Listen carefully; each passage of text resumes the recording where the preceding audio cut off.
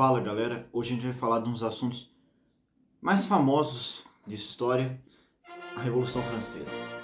Nós vamos falar sobre um dos acontecimentos mais importantes da história da humanidade. Bom, esta revolução ela vem de raízes muito antigas. Bom, com a queda do Império Romano, começou-se a fundar vários reinos na Europa. Um deles foi o Reino Franco, que mais tarde se tornaria o Reino da França. Esse reino era caracterizado por terras feudais, onde eles pagavam tributo aos reis e eles tinham poder sobre essa terra. Tinham poder militar e tinham o poder também de criar leis próprias, claro que com a vassalagem do rei sempre acima. Até que houve uma revolta de camponeses, os reis ganham mais poder, mas o feudalismo ficou forte até o fim da Idade Média. Por quê? Bom, com o fim da Idade Média começa o renascimento cultural e a reforma protestante. Isso criou uma grande crise dentro da Igreja Católica, porque havia muitas pessoas questionando a autoridade da Igreja. E os reis inclusive, já não estavam mais satisfeitos com a Igreja naquele momento, até pelo fato da Igreja ter muito poder sobre a terra. Então eles passam a acumular poder. Então aí que nasce o absolutismo. Sai a monarquia tradicional e cada vez mais o absolutismo ganha força. O que é o absolutismo? É basicamente todo o poder concentrado na mão do rei. Todo o poder estava na mão do rei. Então ele podia simplesmente fazer o que quisesse e mandar que as pessoas fizessem o que ele bem entendesse. É claro que não era assim que funcionava, mas era basicamente dessa forma que funcionava e ainda funcionam as poucas monarquias absolutistas que existem no mundo. Enfim, então não existia nenhuma constituição ou instituição que limitasse o poder dos reis. Era o rei e todo mundo era submisso a ele, tá? Então a gente já deu para contextualizar como funcionava o sistema ali na época anteriormente à Revolução Francesa. Um cara muito importante no processo de formação do absolutismo na França foi Luís XIV. Luís XIV, ele é conhecido como o Rei Sol, como nas próprias palavras dele, o Estado sou eu. Ele queria dizer isso porque basicamente ele estava mostrando que o poder estava centrado na mão dele e em quem ele quisesse que estivesse ao redor dele. Ele mandava em tudo e ele estava certo. É claro que ele não mandava sozinho, tinham aliados que sustentavam o poder dele. O Estado não era exatamente ele, mas ele poderia sim dizer isso, porque com certeza ele era o símbolo da França enquanto ele era rei. Tá, mas do que exatamente você está falando, André? Você está falando de uma classe realmente por lei, que existia por lei? Sim, por mais absurdo que isso seja hoje, até a Revolução Francesa, isso não era nada anormal, sociedades divididas em classes. Por exemplo, em Roma existia dos patrícios até os escravos. E na Idade Média existia do clero até o resto, basicamente. Bom, como funcionava? Eu falo na Idade Média, mas esse sistema perdurou até a Idade Moderna, tá? Enfim, como funcionava? Se a gente for olhar ali uma pirâmide de estudos, o que a gente vê é o seguinte. O clero, ele ocupava o topo. O que era o clero? Qualquer um que era ligado à igreja, tá? Qualquer um que era ligado à igreja era ligado ao clero. E esses eram os mais privilegiados. Inclusive, você nota que eles eram acima, às vezes, até do rei. Pelo menos no papel, eles estavam até mesmo acima do rei. Porque o rei não pertencia ao clero. O rei pertencia à nobreza. Pertencendo à nobreza, ele fazia a classe parte do segundo estado. Esse segundo estado era composto por todo mundo que tinha sangue nobre, ou seja, e pessoas também que poderiam estar ligadas de alguma forma à nobreza, sei lá, por exército, enfim. Poderia existir casamentos também, mas a maioria era por sangue, tá? E essas pessoas, elas foram isentadas de impostos. Então dava para ver que os dois primeiros estados não pagavam nenhum tipo de imposto. esse é um dos pilares da revolta, da Revolução Francesa, tá? E o que era o resto? O resto era todo mundo. Então assim, quando a gente pensa no terceiro estado, a gente pensa em gente pobre muitas vezes. Isso não é bem assim, galera. Por mais que a maior parte da população francesa fosse pobre, porque não existia muitos mecanismos, se você acha que hoje tem pouca liberdade econômica em muitos países, inclusive no Brasil, é porque você não viu o passado. Você não tinha nenhum método de subir na vida. Era muito difícil. Apesar que tinha alguns que conseguiam. E eram esses que eram os ricos do terceiro estado. Os chamados burgueses. E eles são os responsáveis pela Revolução Francesa. Então, por quê? Porque eles tinham acesso ao dinheiro, eles tinham acesso a informação, tinham acesso a livros, e tudo que eles pudessem ter de informação era o que um camponês não ia ter, é o que um trabalhador urbano não ia ter, entende? Então eram eles a locomotiva da revolução. O povo, para falar a verdade, era meio que, como sempre, né, massa de manobra. Eles não tinham muito a ver com a Revolução Francesa, por mais que eles tenham participado dela, entende? Enfim. Bom, então já deu para entender quem constituía as classes da França e de toda a Europa, inclusive, tá, galera? Esse sistema valia para toda a Europa, essa divisão de classes. Enfim, inclusive a gente fala divisão de classes, a gente já pensa, nossa, a gente está falando do rico, do pobre. Não, galera, isso são divisões de classes informais. Nós estamos falando de formalidade. Essas eram divisões por lei, eram estados por lei, estava na lei isso. Se você nascia num determinado estado, você vai morrer num determinado estado. Dificilmente uma pessoa ela ia migrar para um estado mais forte, entende? Enfim, a não ser, como eu falei, que ocorresse algum casamento, algum nobre, ou você entrasse para a igreja e se tornasse um ótimo cardeal. Isso era muito difícil, galera. Isso era muito difícil de acontecer. Então, onde você nasceu, muito provavelmente você ia ficar até o fim da vida. Enfim, e o que deu combustível para a Revolução Francesa? Desde o início ali do século XVIII, acho que até um pouco ali do final do século XVII, surgiu uma grande corrente. Essa corrente ela era o quê? Era uma corrente de filósofos que questionavam a autoridade, principalmente do rei e da igreja. Eles entendiam que eles defendiam coisas que hoje são muito comuns, tá? Então você vê que muitas coisas são comuns hoje. Você pedir liberdade, direito de se expressar, direito de pensar, direito de aprender, direito de tudo que você pudesse fazer na sua forma, direito à liberdade. Era isso que eles queriam. Era isso que eles escreviam e criavam livros. Esses livros iriam ser lidos por todo o mundo. Aonde esses livros chegassem, causaria diversas polêmicas, né? Inclusive muitos chegaram a ser presos, exilados. Por quê? Porque eles estavam questionando a autoridade do rei. Isso era crime na época, isso era crime. Então assim, o que eles estavam fazendo era passivo até de pena de morte, entende? Então não era seguro até o que eles estavam fazendo. Então causava polêmica, por quê? Porque chegava, esses livros criavam uma aura de insatisfação que chegava a todos que tinham acesso a esses livros, chegava a todos, e chegando a todos poderia causar revolta. Não é à toa que em muitos lugares nessa época causou revoltas baseadas no iluminismo, e a Revolução Francesa não seria diferente. Enfim, partindo já agora, Luís XIV já morreu, vamos para o reinado de Luís XV. No reinado de Luís XV, ele foi responsável por botar a França na Guerra dos 7 Anos. Esse foi um erro gigantesco. Por que colocar a França na Guerra dos 7 Anos foi um erro? Bom, a intenção era bater de frente com a Grã-Bretanha. Ainda a época, tá, galera? O nome era Grã-Bretanha. Depois virou Reino Unido. Chegou a ser Inglaterra, foi Grã-Bretanha, depois Reino Unido. Pode fazer um vídeo sobre isso, inclusive. Enfim, a ideia era rivalizar com a Grã-Bretanha, rival de longa data da França. A França perdeu, e com isso ela perdeu a Nova França. A Nova França correspondia a todos os territórios da França na América do Norte.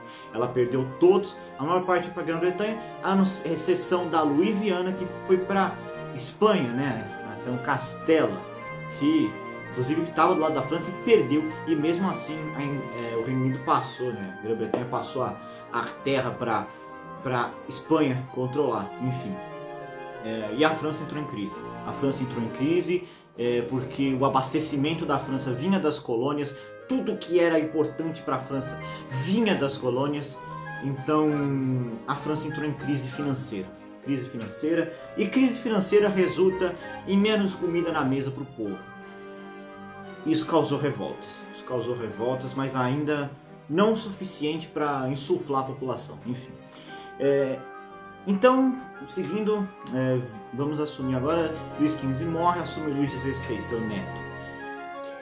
E começa também, nesse período ali, em 1775, a Guerra de Independência dos Estados Unidos, baseada nos ideais iluministas. Isso já dá pra ver que foi um erro da monarquia francesa e espanhola entrar nessa guerra. Por quê? Esses caras iam voltar pra França e pra Espanha com a cabeça, com as ideias dos Estados Unidos, entendeu? Bom, os Estados Unidos vencem a guerra, conquistam a independência, a guerra acaba em 1783 e para a França não ajudou em absolutamente nada. Eles até podem, o Luís XVI pode até conseguir o seu objetivo de se vingar um pouco da Grã-Bretanha. Só que a França quebrou de vez por causa do dinheiro que ela mandou para a guerra nos Estados Unidos, ela ainda continuava endividada com a Grã-Bretanha, então não ajudou em nada e só ajudou a piorar o que já estava ruim. Porque agora você tinha um povo em crise, sem comida, e você tinha pessoas que foram para o outro lado do Atlântico, viram uma coisa totalmente nova na sociedade, que era o surgimento de uma sociedade livre, que é o que inclusive constitui o próprio Estados Unidos hoje, uma sociedade com eleições, tudo isso era muito novo. E parecia, na visão de muitos, melhor do que o absolutismo na França, que causava todo o poder na mão do rei, ninguém podia questionar, ninguém podia participar da política, poucos podiam participar da política. Então, aí você já vê que população insatisfeita, mais população com novas ideias, não costuma dar bom. Enfim, tá. Então, vamos para o ano de 1787. Quando ocorre a Assembleia dos Notáveis. A Assembleia dos Notáveis, ela tinha o rei tinha o intuito de reunir os nobres para que a nobreza e o clero também pagassem impostos. Não deu certo, e isso era para tentar resolver a crise financeira. Então o rei teve uma ideia brilhante, né? Que tal, já que a gente está totalmente ferrado, vamos aumentar o imposto mais ainda e ver se isso dá certo, dá para pagar as dívidas, dá para pagar alguma coisa, enfim. Só piorou porque o povo não tinha dinheiro, o povo não tinha dinheiro nem para comprar pão, como é que o povo vai pagar imposto, entendeu? E aí muitas padarias começam a ser saqueadas, os padeiros linchados, a coisa começa a pegar fogo em toda a França. Ninguém tinha mais comida, e eu acho que quando a pessoa está sem comida, galera, ela fica fora de si. Ela fica completamente fora de si. Tá. Povo com fome, o que o rei tenta fazer? Ele chama um banqueiro muito famoso chamado Jack Necker. Jack Necker, ele era simpatizante das ideias iluministas. Porém, ele não era um revolucionário. Ele era tipo, eu gosto, mas eu não sou radical, entendeu? Então ele acabava gerando a simpatia do povo e até do rei. O rei não gostava muito dele ser uma pessoa simpatizante dessas ideias, mas até que ele via isso com bons olhos, né? Porque pelo menos gerava um pouco de alívio para o povo e ver se dava para ele tentar, porque o rei não estava conseguindo nada, o rei era inexperiente, jovem, nunca tinha tido contato muito com economia, então assim, era muito difícil para o rei controlar a situação. Então ele viu em Necker talvez uma oportunidade. E Necker sugere: vamos fazer uma Assembleia dos Estados Gerais, que a gente não faz há mais de 150 anos. Se o rei pudesse voltar no tempo, ele diria não, mas ele disse sim. Bom, como é que funcionava essa Assembleia? Essa Assembleia, ela funcionava com os deputados de cada Assembleia votando, tá? Existia um número de deputados X que votavam a favor de um estado, né? Então tinha o representante do clero, tinha o representante da nobreza, tinha o representante dos gerais, né? O resto, né? Enfim, tá. Como o terceiro estado era 97% da população, eles iriam ganhar. Se não fosse cada estado valendo um voto. Ou seja, sempre ia dar 2-1. Mesmo que o terceiro estado fosse imensamente maior, o terceiro estado sempre ia perder. Então eles viram que votar nessa assembleia não ia resolver os problemas. Não ia fazer ninguém pagar imposto, não ia fazer nada. Então eles se reúnem no Jogo da Pela. Era uma quadra de esportes, eu acho que era tênis. É que eu falo tênis, galera, eu ficava com cuidado porque os esportes eles são muito parecidos, mas às vezes nem existia tênis naquela época. Mas o que a gente pode chamar de quadra de tênis, tá? Eles se reúnem num lugar chamado Jogo da Pela e eles fazem um juramento do Jogo da Pela.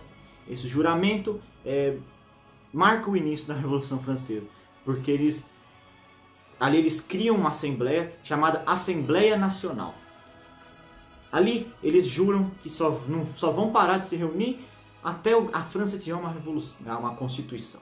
Então eles levantam os braços e falam: quando tiver uma constituição, não vamos parar de se reunir.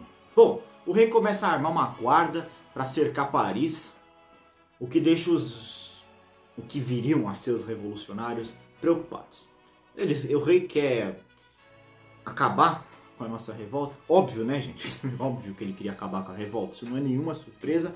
Os revolucionários não gostam disso, obviamente, né? E começam a ir atrás de armas. Eles saqueiam armas, mais ou menos 28 mil mosquetes. Só que sem pólvora uma arma não funciona. Então, o que eles fazem, e aí chegamos no 14 de julho de 1789, considerado o início da Revolução Francesa.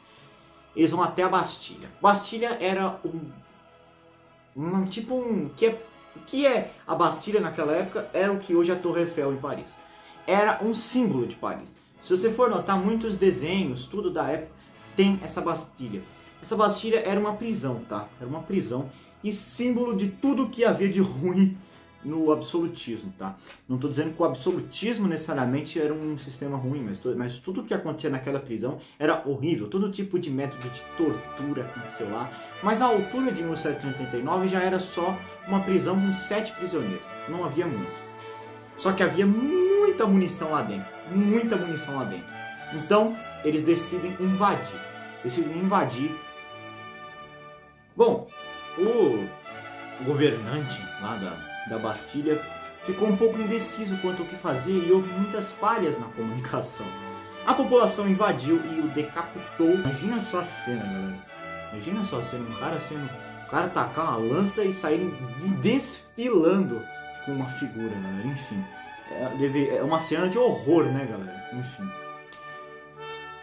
Mas naquela época, não pode falar assim, não é porque é naquela época, não é, galera. Misericórdia. Isso não se faz em qualquer época. Mas enfim.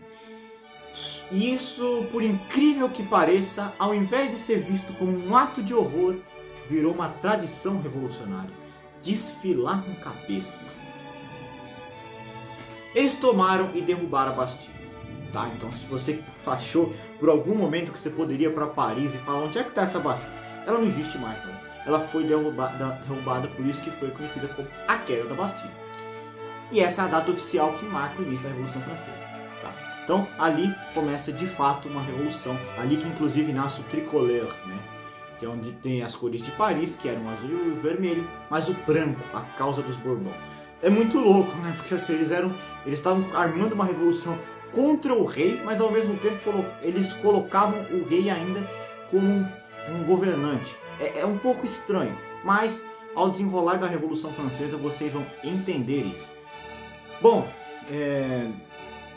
a gente vai começar uma saga, tá, galera? Infelizmente o vídeo já tá ficando com 20 minutos. Então assim, não dá pra fazer um vídeo sobre a Revolução Francesa todo hoje.